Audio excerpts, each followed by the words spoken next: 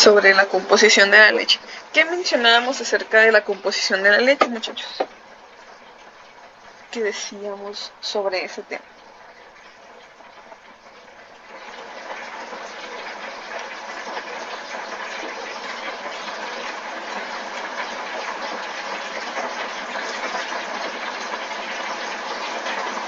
Que era demasiado compleja y por eso se tenía que dividir como en tres fases o en 3 días, ¿no?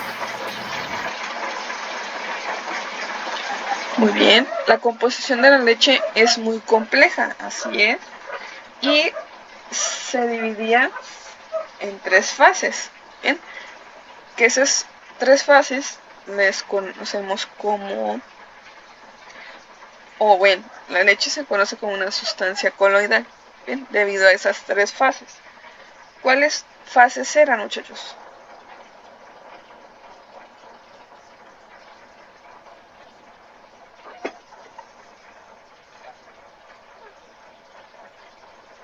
Solución, dispersión y emulsión. Muy bien. Solución, dispersión coloidal y emulsión. ¿Qué decíamos de la solución, muchachos? ¿Recuerdan?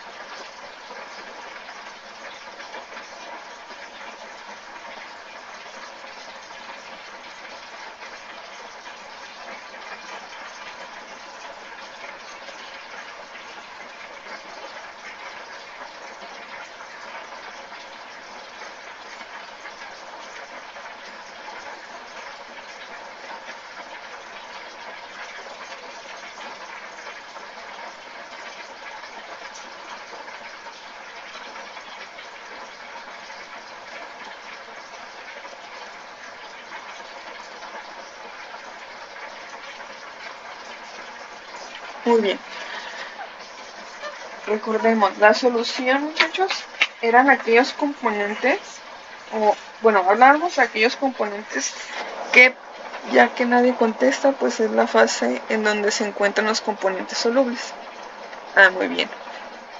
Efectivamente, se encuentran los componentes solubles que están presentes en la leche, es decir, que pueden unirse o tienen la capacidad de unirse con el agua, ¿bien? Son solubles en agua, ¿bien? ¿Cuáles podemos encontrar aquí? Podemos encontrar los carbohidratos, ¿bien? Como la lactosa, la glucosa, la fructosa.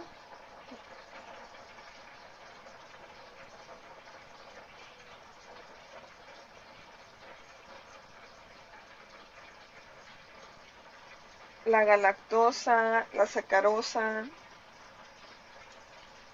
los cerebrósidos y los aminoazúcares, que son los principales carbohidratos. Decíamos, no, pues por ejemplo, el principal carbohidrato pues es la lactosa, pero también encontramos algunos otros carbohidratos. Entonces, de forma general, pues podemos decir que nada más la lactosa se encuentra en forma soluble en estas 3 fases, pero también están los otros carbohidratos. ¿Bien? También encontramos las proteínas del suero. ¿Bien? Algunas vitaminas del complejo B, como la B1 y la B2 y la B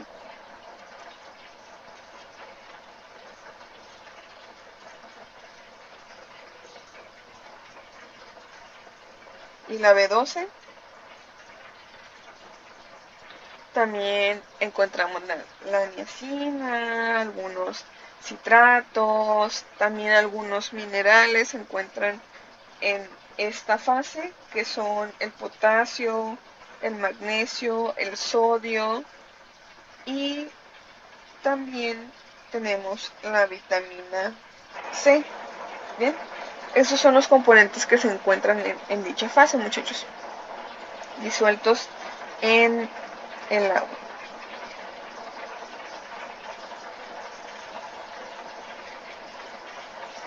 Bien, y después tenemos la dispersión coloidal. ¿Qué mencionábamos de la dispersión coloidal, muchachos? ¿Qué había ahí? ¿Qué componentes conformaban a esa dispersión coloidal?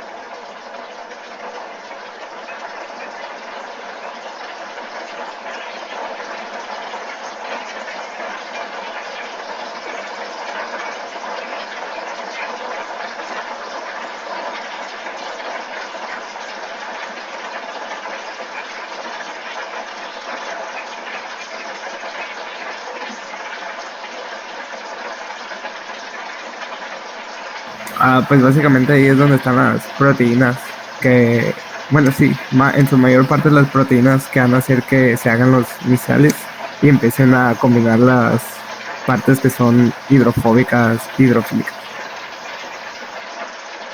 Muy bien, así es. En esta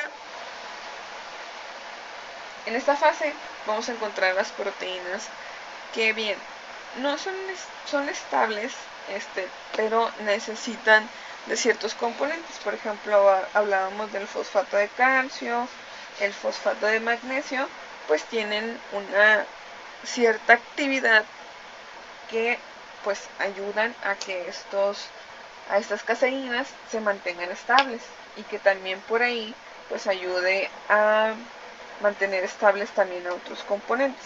¿Bien?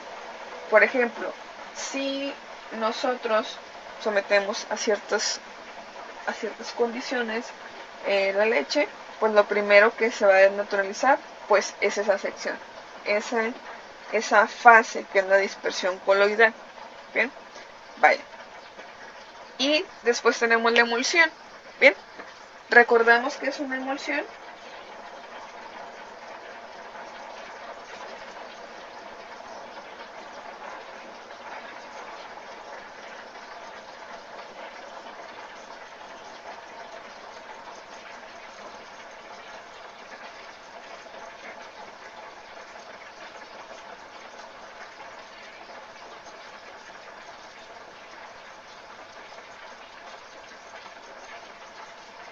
Una emulsión, muchachos, recordemos que es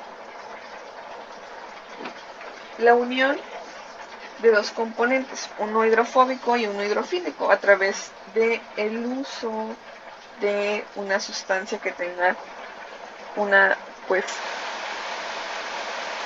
sección polar y una sección no polar, para unir en específico esos componentes, una sección hidrofóbica y una hidrofílica. Bien, con la cual pues vamos a lograr unir pues estos componentes que son afines al agua, y lograr también unir los componentes que son afines a los lípidos. Vale. ¿Qué? ¿El dinero? En mi bolsa. En la bolsita de enfrente hay 10 dinero. ¿Dónde está tu bolsa? Allá. A comprar pan.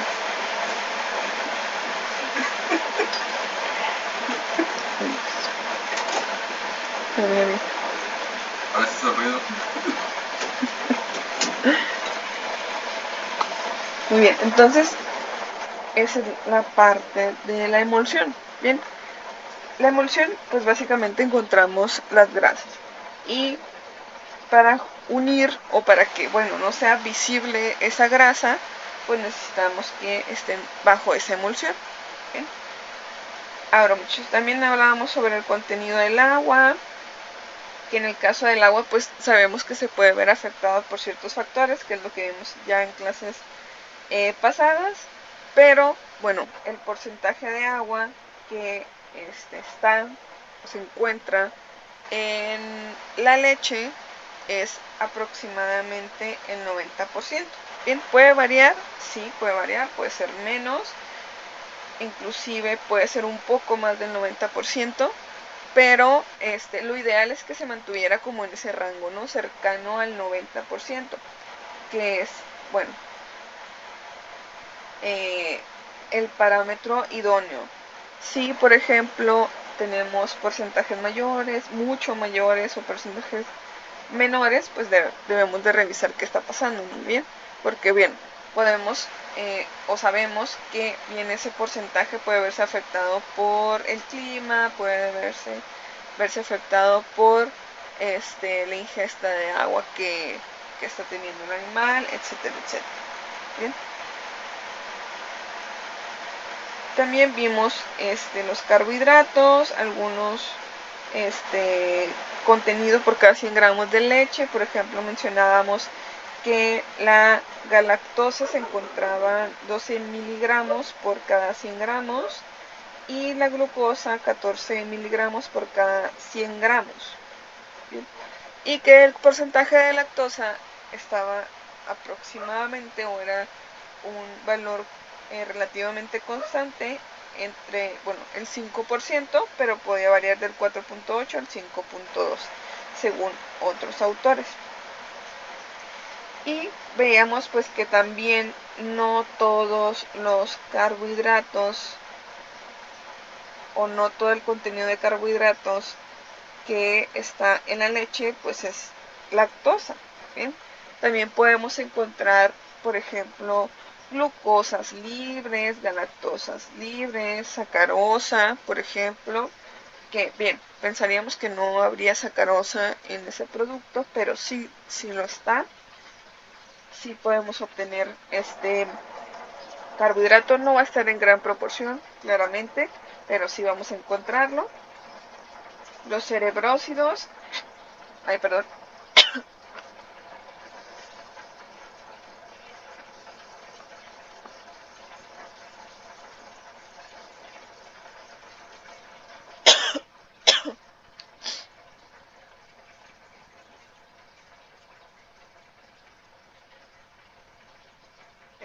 Los cerebrósidos que decíamos, bueno, estos cerebrósidos pues son monosacáridos unidos a una ceramida, que decíamos una ceramida pues es básicamente la unión entre un ácido graso y un esfingolípido, y que va a contar, maestro, disculpe. Está bien, César, no te preocupes. Con razón veía que aparecía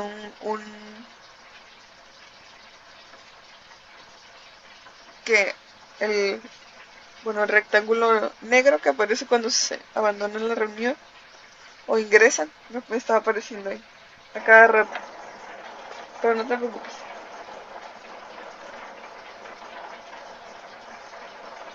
Esperemos que se estabilice tu internet. Muy bien. Entonces muchachos, pues esa ceramida pues es un ácido graso unido a un esfingolípido, que, bueno, a su vez este esfingolípido está unido a través de un grupo amino a este ácido graso, ¿okay? Que eso pues básicamente sería la ceramida, y esa ceramida se une a un monosacárido. ¿Sí? Y tenemos a los aminoazúcares, ¿bien? Que los aminoazúcares pues básicamente es un monosacárido también, y cuenta con un grupo amino. Y por último nos quedamos en las grasas. En las grasas mencionaban, muchachos, que, bueno, es otro factor muy importante en la composición de la leche. Bueno, los lípidos son algo importante en la composición de la leche, porque, bueno, en este caso las grasas o de las grasas de la leche podemos obtener muchos productos. ¿Bien? Por ejemplo, las natillas. Las natillas que consumimos tienen cierto contenido de grasa, no son exclusivamente grasas en sí, sino que son proteínas unidas con cierta carga de grasa. Y también podemos obtener los productos como son la mantequilla, por ejemplo. De este contenido graso que tiene la leche se obtiene la mantequilla. ¿Bien? Y que, bueno, aquí hay algo importante que mencionar, que las mantequillas no son amarillas como siempre lo hemos visto o percibido cuando compramos los productos. Las mantequillas deben tener un color claro, un amarillo muy pálido. Entre más, bueno, si nosotros encontramos una mantequilla que está pálida, no debemos de asustarnos o decir, híjole, pues esta mantequilla pues no me agrada o se me fea, que es lo primero a lo mejor que vamos a decir como de, caray, estamos acostumbrados a ver la margarina que está súper amarilla. Bien, pero en realidad la grasa que se obtiene de la leche, pues la mantequilla, tiene un color muy claro. Bien, entonces aquí pues lo que se añade en este producto pues son colorantes, ¿no? Colorantes para darle ese tono amarillento que nosotros siempre hemos percibido en este tipo de productos, ¿no? Pero vaya, la grasa por sí sola pues no tiene ese color amarillento tan fuerte.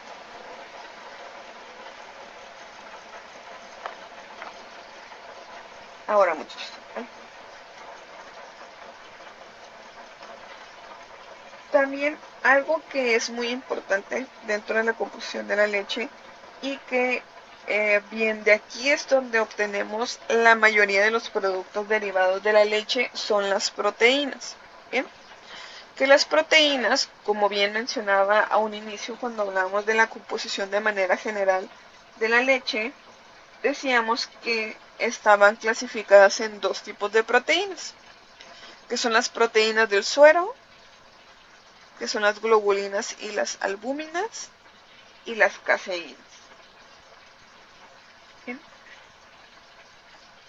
Las caseínas, muchachos, se encuentran, hablando en porcentajes de proteínas, solamente las caseínas forman o conforman el 80% de las proteínas de la leche, y las proteínas séricas o del suero conforman el 20%.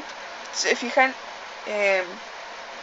pues el porcentaje sí es muy diferente. ¿Bien? Sí está muy separado o muy disparado este porcentaje. A diferencia, por ejemplo, en el calostro tendríamos mayor porcentaje de proteínas séricas, a diferencia de las proteínas, de las caseínas. ¿Bien? Las proteínas del suero serían mucho mayor que las proteínas que vamos a tener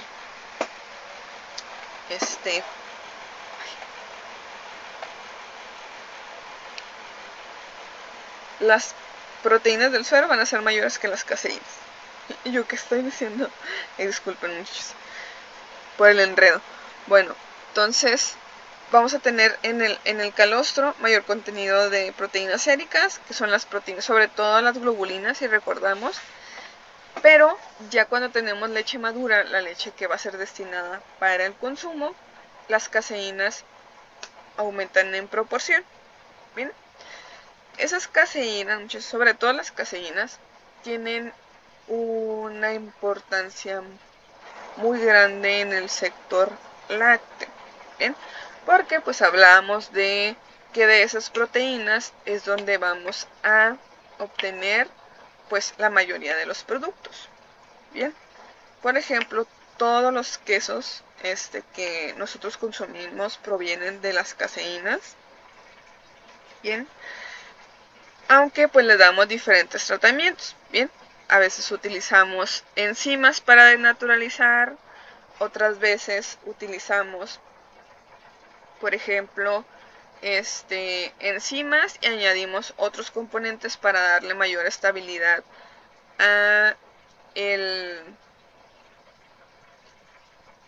a las proteínas desnaturalizadas, que tengan mejor consistencia. Otras veces utilizamos ácidos en conjunto con las enzimas para darles otra consistencia. Bien, dependiendo de qué sustancias utilicemos, podemos hacer que las proteínas que se desnaturalizan tengan una consistencia más firme o tengan una consistencia más suave. Bien, que esa consistencia es la que me va a permitir elaborar productos o diferentes quesos. Por ejemplo, en el caso, hablando exclusivamente de los quesos, por ejemplo, los que tienen pasta más dura, o sea, proteínas con mayor estabilidad, después de desnaturalizar, tienden a utilizarse para quesos firmes. Por ejemplo, quesos que, como los frescos, que les incluyo pues el panela,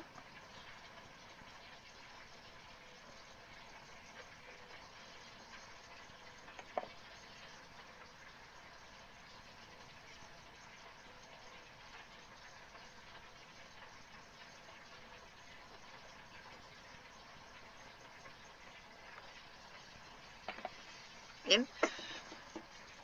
Por ejemplo, también fabricar algunos otros quesos, por ejemplo, que son fermentados, por ejemplo, o que tienen pasta dura, son fabricados a través de ese proceso, solamente que bien se le agregan como cubiertas para tener esas consistencias o esas o generar, por ejemplo, colocarlos bajo cierto almacenamiento para darles esta característica exterior, que sean un poquito más duros por fuera y más blandos por dentro, pero se sigue utilizando el mismo procedimiento, nada más que se le agregan algunas otras sustancias para darles tratamiento, o bien los quesos que son inoculados con microorganismos para que bien se puedan producir ciertas características.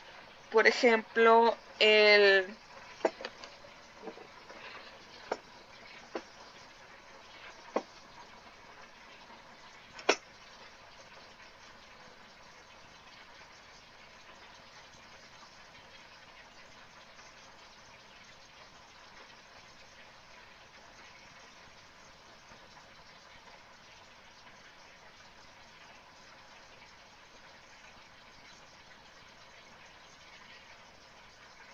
por ejemplo, aquellos quesos que tienen como pequeños orificios o que nos hacen,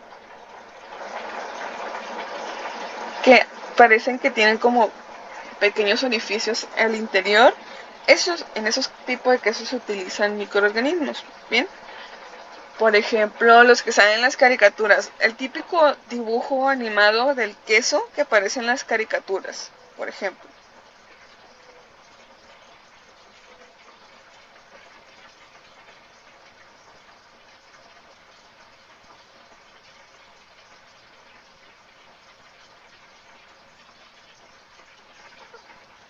Ese queso sí existe, por ejemplo, y pues utilizan este tipo de microorganismos que utilizan los nutrientes con los que cuenta ese producto, bien, inclusive proteínas, y producen CO2 en el interior, y es lo que hace que se generen estos pequeños aros o estas pequeñas rueditas que nosotros podemos percibir. Bien, es lo que le da esa característica en específico de tener esos huecos entre el queso. Hay otros tipos de quesos en los cuales pues inclusive pueden durar hasta años, ¿no? Pero ya, bueno, ese sería otro tema para otro día. Entonces, bueno, vamos a hablar acerca de las caseínas, muchachos. Ay. Bueno, chicos, las caseínas se clasifican en tres tipos de estas, ¿no? Tienen una clasificación.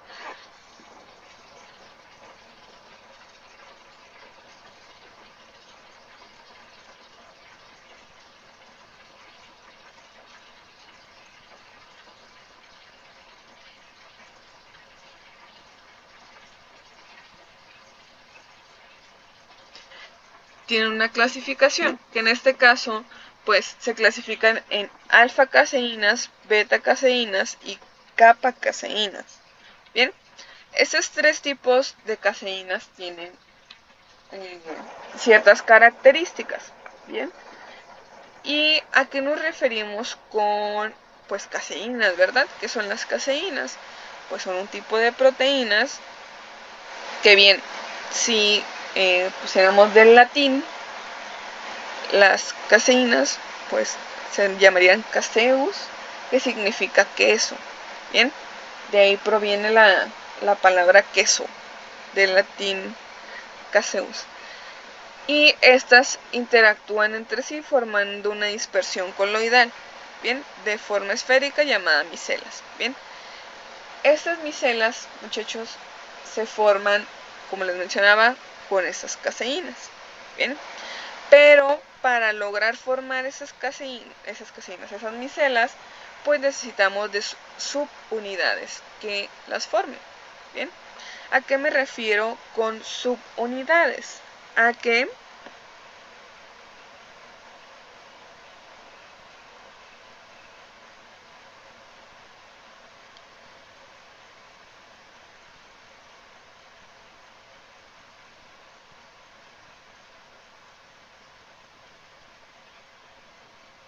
muy bien, me refiero a estas pequeñas esferas que se forman, es decir, en estas subunidades de esta micela tenemos las caseínas formando esa estructura. ¿Qué caseínas son hidrosolubles y cuáles son liposolubles? Es decir, no se disuelven en el agua. Las caseínas alfa y beta no son solubles en agua. Bien, y la caseína kappa tampoco. Bien, no puedo decir que toda la caseína es, soluble en agua, solamente una porción de ella es soluble en agua. Bien, es decir, una cadena de aminoácidos de esta caseína sí es soluble.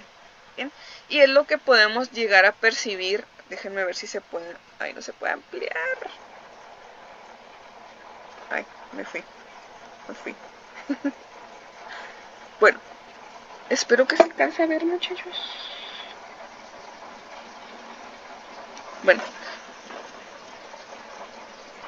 estas pequeñas secciones que salen aquí, no sé si alcanzan a ver que parecen como, bueno, si lo comparáramos con los microorganismos serían como los simios.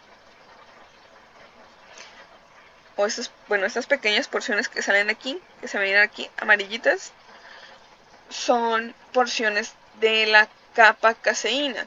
Bien, esta porción o esta péptido, de la kappa caseína es soluble en agua. Bien, y es lo que permite que haya estabilidad con la porción de agua, o bien la parte de la solución está disuelta en agua. Bien, y por ejemplo la alfa y la beta caseínas pues se encuentran hacia el interior. Bien, ahora también dentro de esa estructura, muchachos, encontramos lo que es el fosfato de calcio, otros grupos fosfatales, por ejemplo el fosfato de magnesio que les mencionaba, también se encuentra ahí, y pues las caseínas. Todas las caseínas se encuentran en estas micelas. Bien, entonces para formar toda esta micela, porque la micela pues es el conjunto de todas estas pequeñas organizaciones de las caseínas, pues se forma esa estructura micelar. Bien, y a eso se le conoce como dispersión coloidal. Bien, al conjunto de micelas, a la interacción que está teniendo estas caseínas para formar estas micelas, a eso se le conoce como dispersión coloidal. Bien, el hecho de que tengamos componentes no solubles y porciones que sean solubles, eso es lo que se conoce como dispersión coloidal. Bien, Y bueno, ¿de qué me sirve que haya fosfato de calcio? ¿De qué me sirve que haya, por ejemplo, fosfato de magnesio? Ese fosfato de calcio y ese fosfato de magnesio, muchachos, van a servir como un ayudante, es decir, van a servir para unir a esas submicelas, ¿bien? Para unir a todos estos circulitos que tenemos aquí, o que se encuentran aquí, necesitamos específicamente de esos componentes, ¿bien? Que aparte de las capacaseínas, pues tenemos ese ayudante, que son los compuestos fosfatados o los grupos fosfatados, que son el fosfato de calcio y el fosfato de magnesio. Van a permitir estabilidad. Que bueno, luego ese calcio también va a tener una importancia cuando se logre destruir, vaya, esa interacción. Ahora, hay un aminoácido muy importante, muchachos, en la capacaseína. Bien, bueno, dos aminoácidos que son muy importantes, porque de ahí se deslinda o bien sale la porción de la capacaseína que es soluble en agua, bien, y la que permite la estabilidad, vaya, de esa micela. Si observamos, pues existen muchísimas porciones de capacaseína, inclusive en estas submicelas que se encuentran aquí tenemos capacaseínas que salen de, que salen de esa submicela. Bien, entonces, por ejemplo, si nosotros destruyéramos pues esa sección, pum, generaríamos inestabilidad en esa submicela. Bien, bueno, ahora hay varios modelos que se han propuesto para estas estructuras micelares, muchachos. Bien, cómo interaccionan las caseínas, cómo interaccionan el fosfato de calcio, cómo interacciona el fosfato de magnesio para permitir la estabilidad de las micelas, cómo se unen o cómo se liga ese calcio en esta organización. En este caso, por ejemplo, el fosfato, un autor menciona que el fosfato de calcio se une a través de los grupos amino de la lisina. La lisina es un aminoácido que está presente en las caseínas, y el calcio en específico interacciona con el grupo carboxílico ionizado, es decir, con el grupo carboxílico que va a tener disponible un hidrógeno para compartir. Bien, entonces de esta manera es como interacciona el fosfato de calcio y el calcio como tal. Bien, porque también podemos encontrar el calcio así tal cual en la leche. Bien.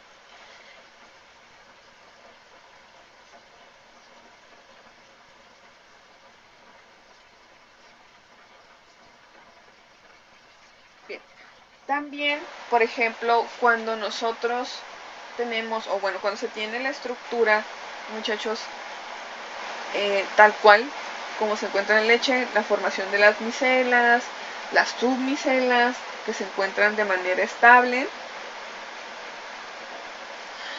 Bien, el calcio se mantiene tal cual. Bien, si nosotros perdiéramos calcio, muchachos, de esa estructura, o perdiéramos el fosfato de calcio, también perderíamos un poco de estabilidad.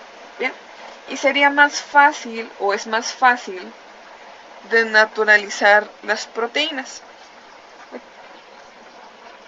Ay, permítame tantito, muchachos. Ay, no manches.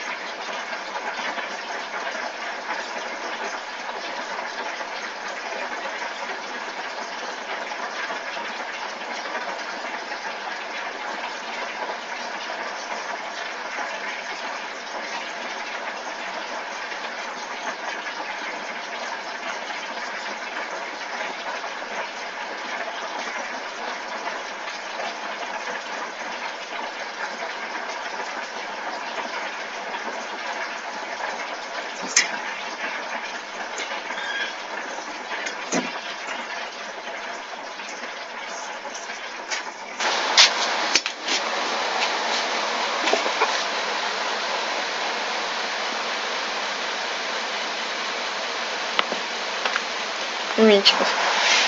Bueno, entonces, estaba comentando acerca del calcio. El calcio es muy importante. Bien, si ese calcio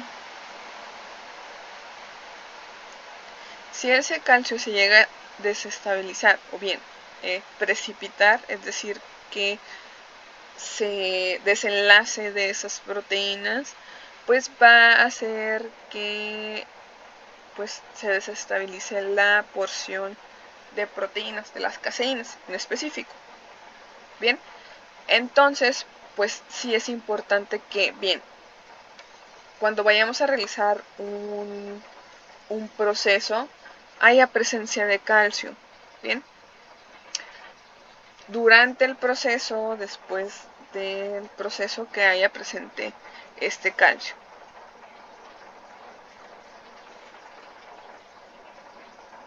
Bien, porque bien, como les decía, tiene importancia durante la estructura, que es el fosfato de calcio.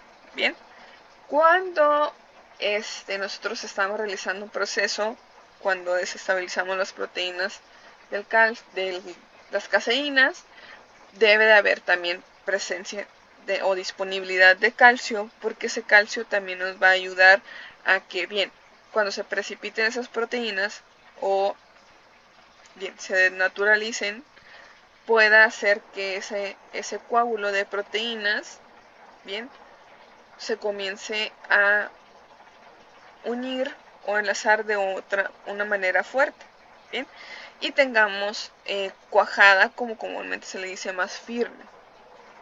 Bien.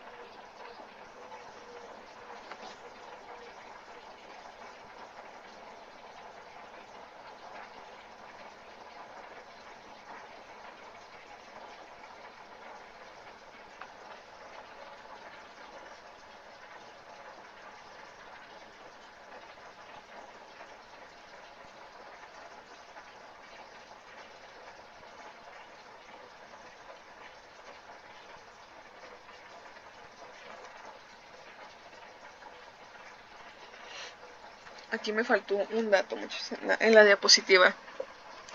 La capa caseína. Aquí les tengo una imagen, muchachos, de lo que les explicaba hace un momentito. Bien, sobre la submicela y la micela de caseínas. Bien, por ejemplo, las submicelas pues serían básicamente estas estructuras. Recordemos que la parte hidrofóbica, en este caso de la leche en específico, se va a encontrar hacia el interior y la parte hidrofílica hacia el exterior, bien, de la estructura micelar o de la micela.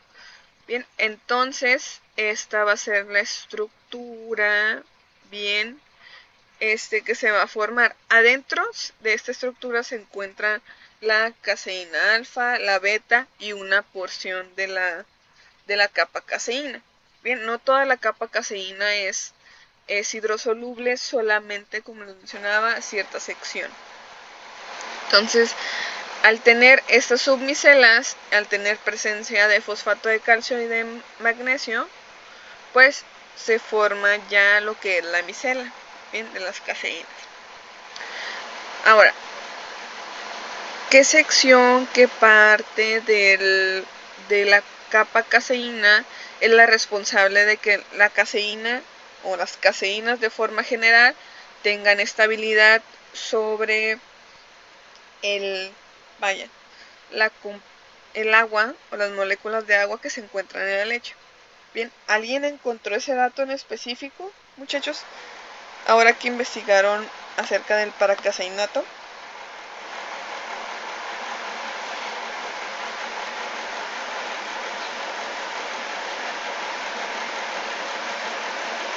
¿Cuál dato, disculpe? ¿Cuáles son los aminoácidos específicos donde se encuentra la sección, o bueno, que unen la sección hidrofóbica y la parte hidrofílica de la capa caseína?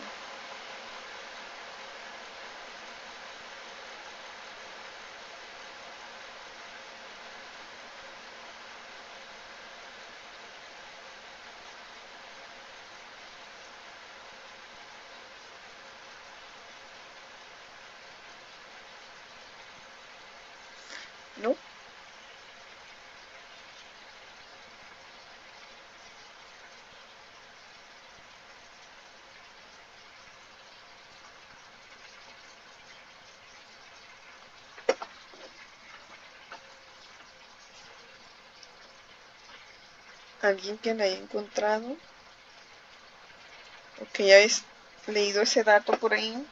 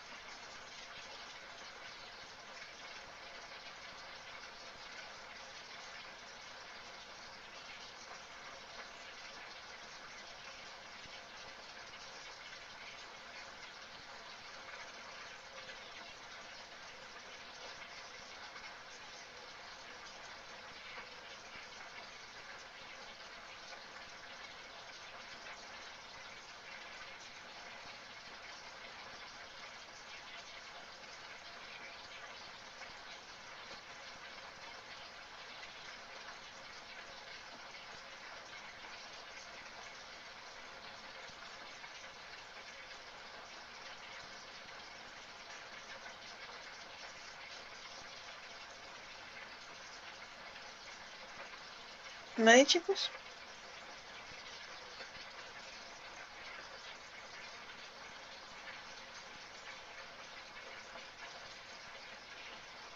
Yo tampoco, dice César.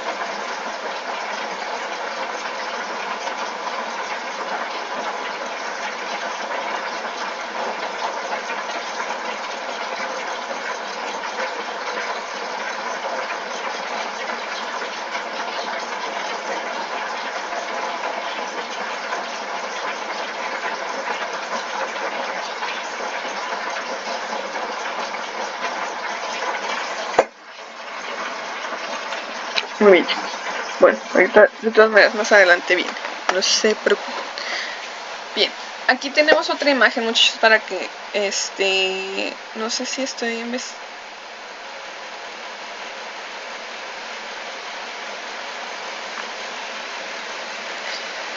la serina y la trocina, ándale.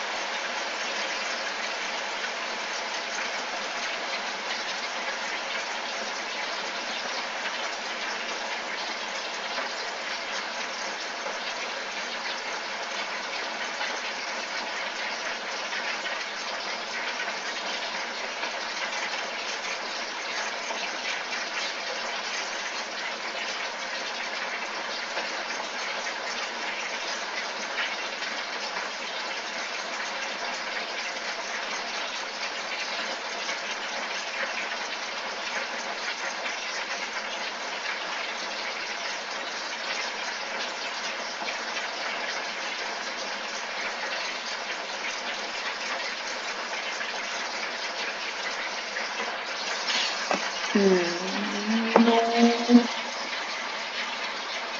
no son, Jordi. Esos se encuentran, bueno, esos aminoácidos se encuentran dentro de la composición de las proteínas, pero no son esos. Son el 105 y el 106. Bueno, qué bien.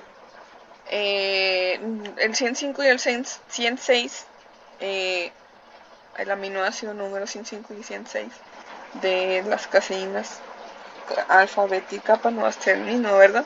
Pero este es el número que corresponde donde, bien, donde se une esta parte hidrofóbica y esta parte hidrofílica. Miren, aquí hay una imagen, bien, de cómo se miraría una micela o cómo observaríamos una micela. Bien, esa es la estructura que tiene, recordemos, son proteínas muy complejas y las proteínas pues tienen, o bien la representación gráfica de las proteínas es esférica. Bien, recordemos que estas proteínas pues son proteínas con estructura ya muy grandes. Estamos hablando, por ejemplo, de tener más de 105 aminoácidos, 106 aminoácidos. Entonces ya estamos hablando de proteínas con estructuras bastante complejas. Bien, entonces lo que pasa con esas estructuras es que, bueno, se localizan de esta manera. Aquí tenemos pues los tonos que se les da a cada caseína. Bien, dato importante, tenemos dos tipos de alfa caseínas, la alfa caseína 1 y la alfa caseína 2. Bien, tenemos beta y tenemos la capa. Bien, que la capa es la que tiene la estructura hidrofílica. Bien, entonces forman esta submicela, así es como se estructuran, o como se hace el acomodo de estas proteínas, y la que queda al exterior, bueno, protegiendo básicamente a estas proteínas que son hidrofóbicas, quedan hacia el interior de la estructura y la capa queda hacia el exterior, ¿no? Para que bien esta estructura, que es afín al agua, pues pueda generar esa estabilidad. Y de esta manera podemos observar. También tenemos por aquí, como les digo, si observamos por aquí tenemos varios puntos azules, que son estos, que corresponden al fosfato de calcio, bien, que nos van a ayudar o nos van a permitir tener esta estabilidad. Ahora, ¿cuáles son los aminoácidos? Les decía que eran el 105 y el 106, que son la fenilalanina y la metionina, muchachos. Son los aminoácidos específicos que se van a desnaturalizar. Mismo orden. 105, fenilalanina, y 106, metionina, que son los que se van a desnaturalizar. Son los que se encuentran en este límite. Aquí. En esta zona 1, el 105, la fenilalanina. Ay, se me hace difícil. Profe, Fenilalanina. Mande. ¿podría escribirlo? Sí. Feni.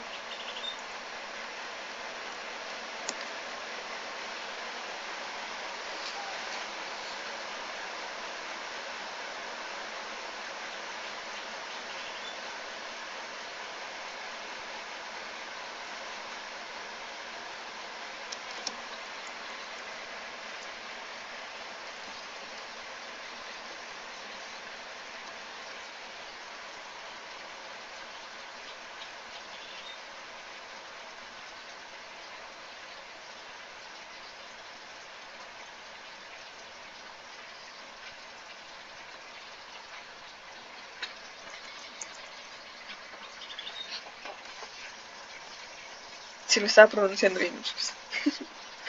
Ya ven que luego puedo decir palabras bien extrañas y no puedo decir unas que tengan sílabas repetidas. Es fenilalanina. Bien. Entonces, la fenilalanina se encuentra bien en la parte o más unida a la sección que es hidrofóbica, y la metionina, vaya, se encuentra justo donde empieza la cadena de aminoácidos, que es hidrofílica. Bien, entonces, muchachos, cuando nosotros producimos la desnaturalización de estas proteínas, justamente en la unión de esos aminoácidos es donde interaccionan ya sea las enzimas o bien la adición de algunos componentes, bien, que causen la desnaturalización de esas proteínas, porque por ejemplo, no solamente puede ser por enzimas, bien, por la adición de enzimas, sino también puede ser, por ejemplo, por la acidificación de la leche,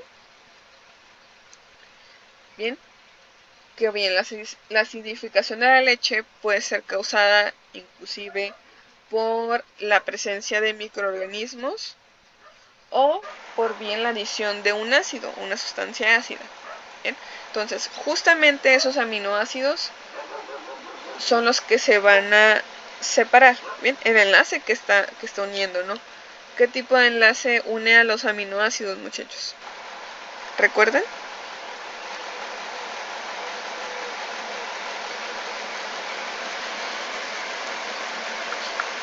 El enlace que une los aminoácidos para formar proteínas. El más sencillo, porque bueno, tenemos muchos.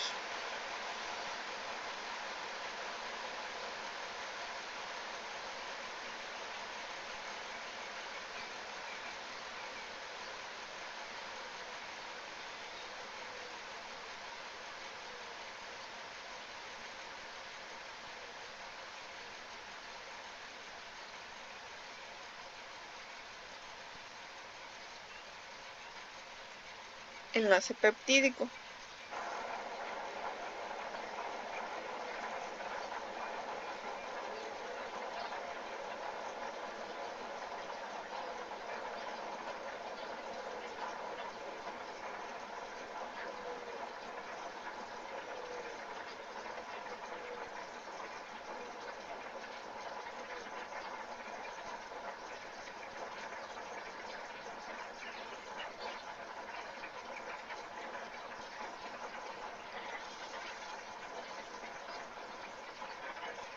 No era péptido o algo así. Es peptídico. Cuando hablamos de péptidos, estamos hablando de secciones de aminoácidos.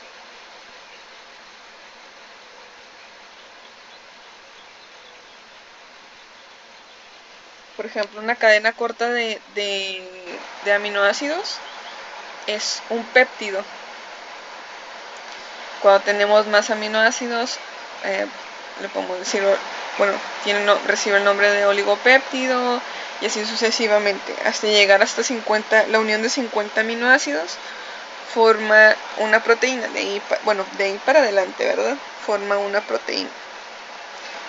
Pero mientras, por ejemplo, si tiene menos de esos 50 aminoácidos, de forma general le puedo decir péptido, pero si hay subdivisiones de cómo llamar las cadenas cuando tienen cierta cantidad de aminoácidos. Pero bueno, casi siempre se les dice péptidos de forma general, como les digo. Entonces, destruyen ese enlace peptídico, muchachos, las soluciones. Recordemos que, por ejemplo, la leche tiene un pH y, por ejemplo, si nosotros acidificamos esa leche, pues varios de los componentes se van a desnaturalizar, incluyendo en este caso el enlace entre estos dos aminoácidos, entre el 105 y el 106, que bien son los principales o bien los que más han importado hasta ahorita a la hora de fabricar productos, porque como les digo, las caseínas son las que bien tienen el mayor potencial económico en la leche, aparte de la grasa, que la grasa, como les digo, también es importante. Dependiendo del contenido de grasa, pues podemos fabricar múltiples productos, porque inclusive hasta para la elaboración de quesos es importante el contenido de grasa, sobre todo para aquellos que tienen que ser o que son quesos que se funden, necesitamos gran contenido de grasa. Bien, entonces muchos, ahí es cuando se produce esa desnaturalización, cuando llegamos o rompemos ese enlace peptídico que está entre esos dos aminoácidos.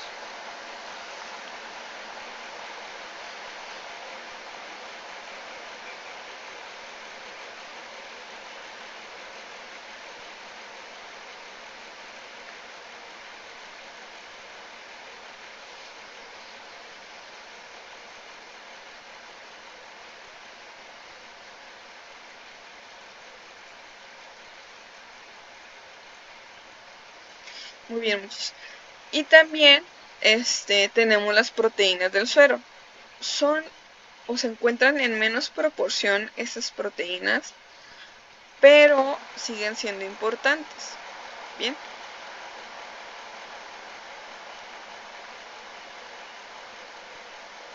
Y se encuentran en menos de 8 fracciones diferentes, es decir, en 8 diferentes proteínas. Las más importantes son la beta-lactoglobulina, la alfa-lactoglobulina, las inmunoglobulinas y las peptonas de proteasa.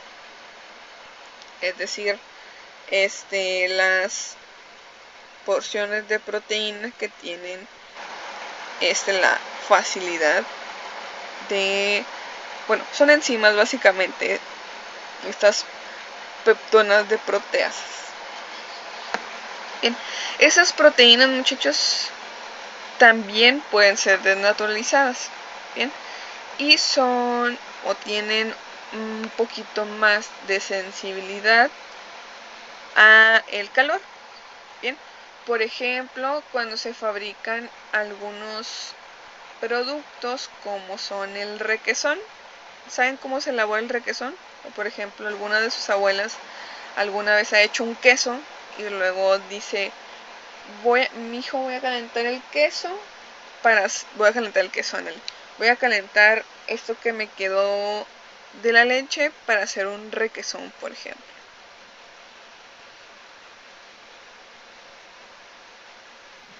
Yo solo lo he escuchado, pero no me ha tocado ver. ¿No? Muy bien. Entre que son es el mismo que el jocoque, algo así. El jugo.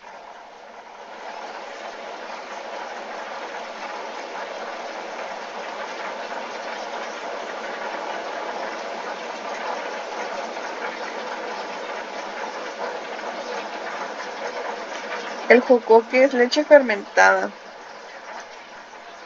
Es diferente. Yo sí he visto el requesón.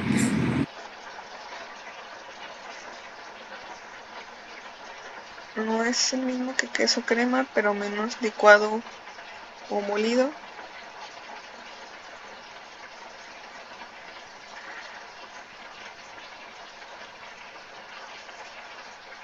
No, porque el queso crema lleva otro proceso.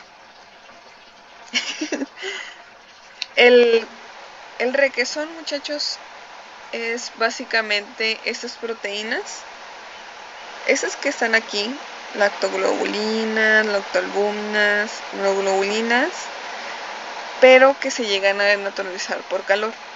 Bien, por ejemplo, elaboras un queso. Cuando elaboras un queso, por ejemplo, desnaturalizas las proteínas, las caseínas, que es lo que estamos hablando ahorita, ¿no? Rompemos el enlace peptídico y donde está el aminoácido 105, 106, se separan las caseínas y al separarse las caseínas, pues vemos un líquido amarillento y vemos las caseínas que están flotando, ¿bien? O sobrenadando. Entonces, estas proteínas se quedan en la parte o el líquido que se separa. ¿Bien? Recordemos que las proteínas del suero son solubles, entonces se nos van a quedar ahí. Bien. Separamos las caseínas o retiramos las caseínas y ya hace su queso fresco, ¿no? Me gusta. Pero si por ejemplo colocas ese suero en el fuego, puedes seguir desnaturalizando proteínas. Pero ahora, ¿qué proteínas voy a desnaturalizar? ¿Bien? Ese líquido que queda ahí se le conoce como suero, ¿bien? Donde se encuentran estas proteínas. Y bien, si nosotros colocamos ese suero en el fuego, vamos a ver o vamos a estar observando que se ven pequeños coágulos. Bien, esos pequeños coágulos pues básicamente van a ser estas proteínas que se van a estar denaturalizando por el calor.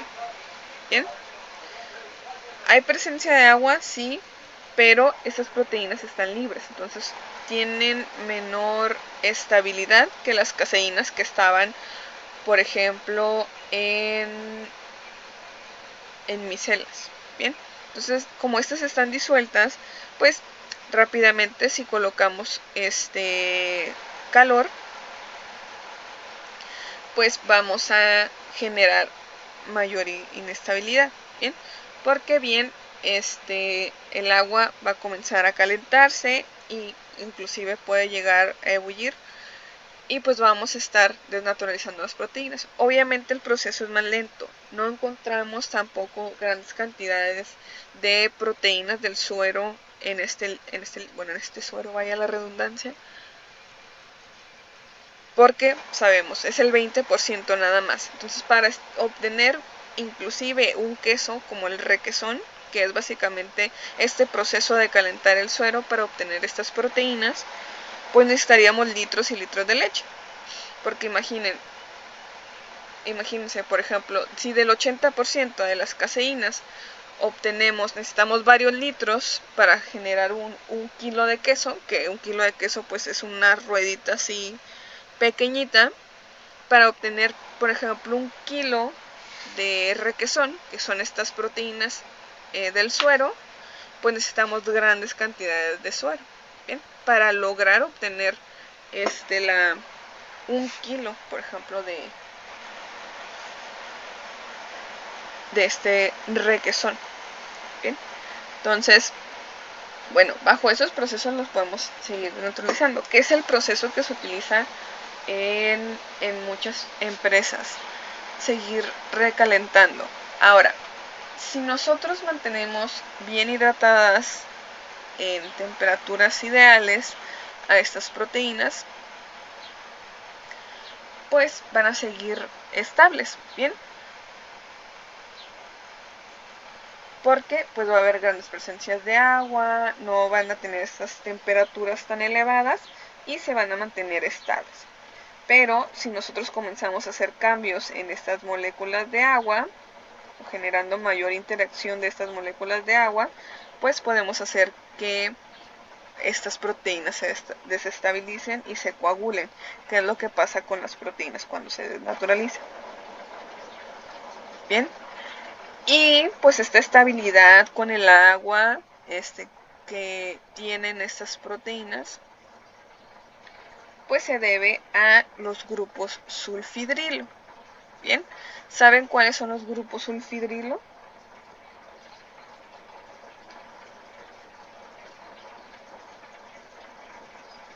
¿Lo recuerdan?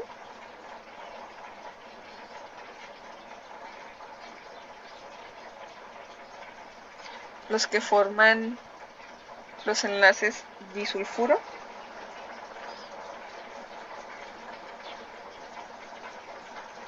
De las proteínas, que es un enlace que... ¿Cuál es? ¿Yo cuál es? ¿Tú lo recuerdas?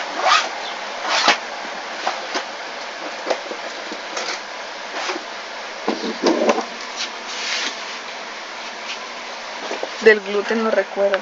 Ah.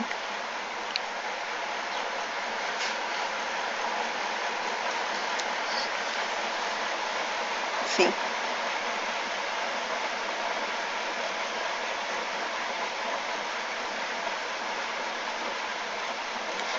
El grupo sulfidrilo se representa, bueno, de esta manera. Les voy a poner aquí en el chat.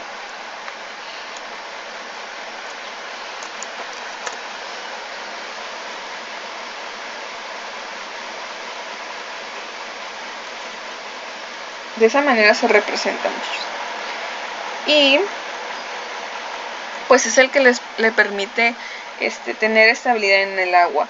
Entonces, si se pierde este enlace con el agua, pues se pierde un poco de estabilidad y podemos desnaturalizar estas proteínas, que es lo que pasa cuando nosotros hervimos, en este caso, el suero de la leche.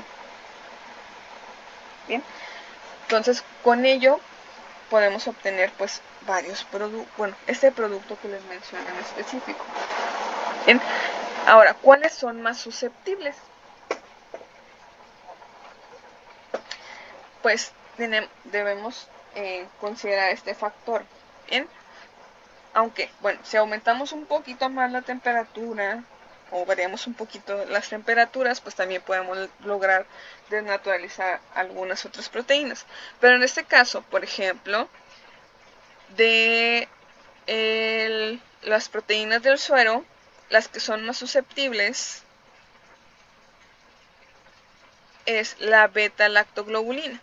Bien, la beta-lactoglobulina resiste menos las altas temperaturas. Bien, entonces, bueno, por ejemplo, si nosotros colocamos bajo este proceso en el cual vamos a querer o nuestra intención es desnaturalizar las proteínas, las primeras que van a saltar a la vista o las primeras que vamos a obtener pues son estas beta-lactoglobulinas.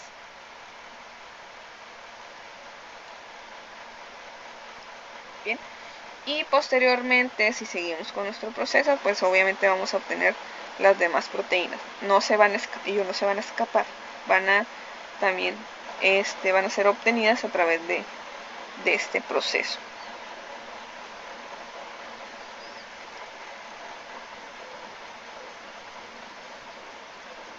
Bien. Ahora, muchachos, esta composición de la leche no solamente es utilizada como factor industrial para la fabricación de alimentos. También, por ejemplo, son factor de investigación, por ejemplo, ciertas secciones de ciertas proteínas en la investigación para tener otros fines o para utilizarlo bajo otros fines, cuestiones de salud, por ejemplo, fabricación de algunos medicamentos, por ejemplo, también son factor de investigación en el caso de las proteínas, porque, bueno, es raro, pero llega a haber personas que son intolerantes a las proteínas de la leche, que en específico son las caseínas. Bien, sabemos de las personas que, sabemos que en el caso de la lactosa, pues hay mucha gente que es intolerante. Bien, es decir, no la pueden consumir porque tienen la incapacidad o están incapacitados metabólicamente para destruirla, bien, para separarla y poder obtener la galactosa y la glucosa, bien.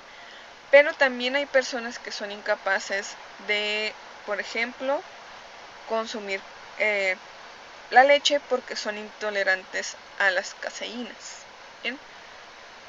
Es rara la persona que no puede consumir leche por este contenido de caseínas, pero sí existe. Bien, como les digo, son casos, inclusive podría decirse un poco aislados, pero sí.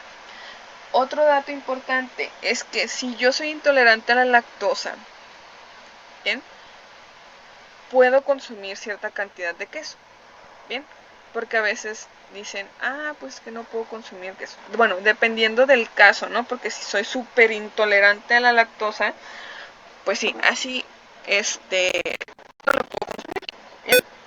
Pero si no es un caso tan severo de intolerancia a la lactosa, sí puedo consumir un queso, por ejemplo, porque no hay grandes contenidos de lactosa presentes en ese queso.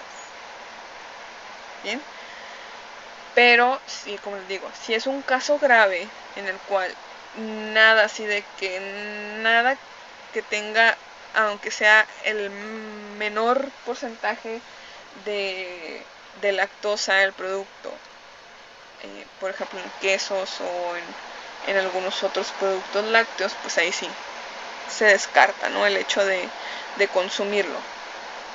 Pero si es una intolerancia que puedo soportar o puedo consumir poca cantidad de lactosa, sí pueden consumir quesos, ¿bien? Porque muchas veces como que, soy intolerante a la lactosa, pero y no puedo consumir quesos, pero el porcentaje de lactosa que se encuentra en un queso es bajísimo, ¿bien? Todo se queda literalmente en el suero de la leche, en la otra porción que no se utiliza. Entonces, sí, era un dato importante que se debía compartir. Igual, luego, como les digo, vamos a estar hablando más acerca de los productos en específico, de la elaboración de quesos, etc. etc.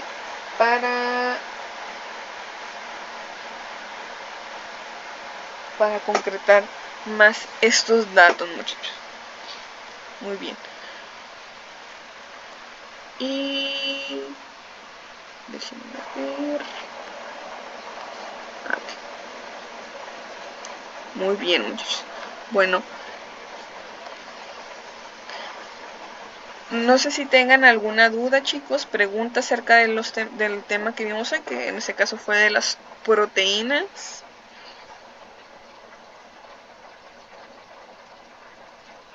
Dudas, preguntas. Bueno, ahorita les digo. Maestra, grabó esta clase. ¿Sí? Ok, es que se me pasaron unas cositas nomás y para ahí nomás repasar. Muy bien. Sí, pero sí quedó grabado. No se preocupen. Ok, gracias.